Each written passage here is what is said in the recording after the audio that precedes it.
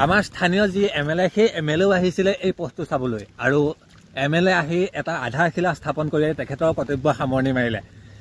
আধাৰশিলাটো ধুনীয়াকৈ প্ৰস্তুত কৰিলে, পকাৰে ধুনীয়াকৈ ৰং তুলিকাই সানি পেলাই জাকত জিলিকা কৰিলে, ফিটাও কাটিলে, বহুত মানুহ গোটো খালে, কিন্তু ৰাস্তাটোৰ একো পৰিৱৰ্তন নহ'লে।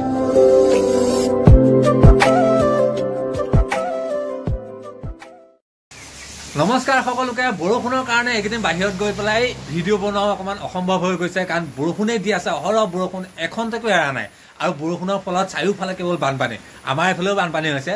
আৰু বৰষুণ দিয়াৰ ফলত মেইনকৈ প্ৰব্লেম হৈছে যিখিনি মানুহে দিন হাজিৰা কৰি ফুৰে সেই মানুহখিনিৰ কাৰণে বেছি প্ৰব্লেম হৈছে, কাৰণ তেখেতলোকে বাহিৰত গৈ পেলাই কোনো কাম কৰিব পৰা নাই বৰষুণৰ কাৰণে।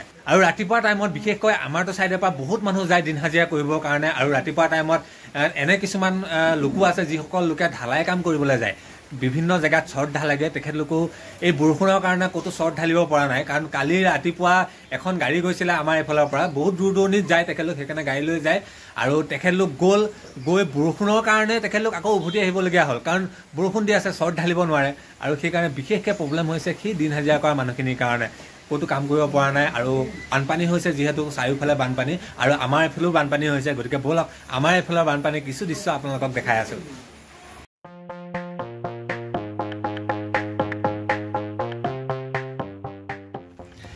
এইয়া দেখিছেনে, চাৰিওফালে কেৱল সাগৰ সদৃশ পৰিৱেশ, চবফালে সাগৰ সদৃশ। ফিচাৰী মাছ লাগিছে নি? ফিচাৰী মাছ লাগিছে নি?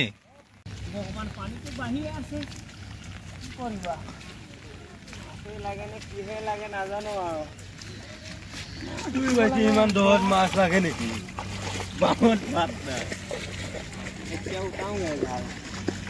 বেছি দৌৰ গৈছে, কিবা হৈ আছে নহয় জানো, পানীটো স্পীডত আহি আছে।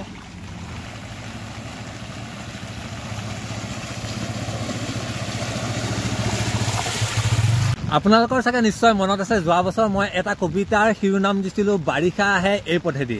এটা পথ দেখুৱাইছিলোঁ, যিটো পথ দুখন গাঁৱলৈ যোৱা এটা পথ। বাৰিষাৰ সময়ত যেতিয়া বৰষুণ আহে বোকা পানীয়ে নধৰা হয় সেই ৰাস্তাটো, আৰু সেইবাবেই সেই পথটোৰ কবিতাৰ শিৰোনাম দিছিলোঁ বাৰিষা আহে এই পথেদিয়ে বুলি। সঁচাকৈয়ে বাৰিষা আহে সেই পথেদিয়ে। পথটো দেখিলে আপোনালোকে বুজিব যে সঁচাকৈয়ে শিৰোনামটো একেবাৰে খাপে খুপে খাই গৈছে। আৰু বৰ্তমান মই আজি সেই পথটোত আছোঁ, সেই পথটোৰ অৱস্থা দেখুৱাম যে বাৰিষা আহে সেই পথেদিয়ে মই কিয়নো দিছিলোঁ। আপোনালোকে দেখিলে বুজিব যে সঁচাকৈয়ে বাৰিষা আহে সেই পথটো দিয়ে। আৰু পথটো হৈছে এইটো, এয়া দেখিছেনে, এইটো হৈছে পথটো। আৰু পথৰ ওপৰত যথেষ্ট পানী, চাৰিওফালে পানী পানী পানী, কেৱল এয়া পানী হৈ আছে। আৰু এয়া পানী, সিফালে প্ৰায় একাঠো পানী হৈ আছে। এইটো হৈছে একমাত্ৰ সেই পথটো যিটো পথেদি দুখন গাঁৱলৈ যোৱা এই ৰাস্তাটো সম্পূৰ্ণ পানীয়ে ডুবাই পেলাইছে। এই চাওক, সম্পূৰ্ণ পানী, আৰু এইফালে প্ৰায় একাঠো হোৱাৰ উপক্ৰম হৈছে।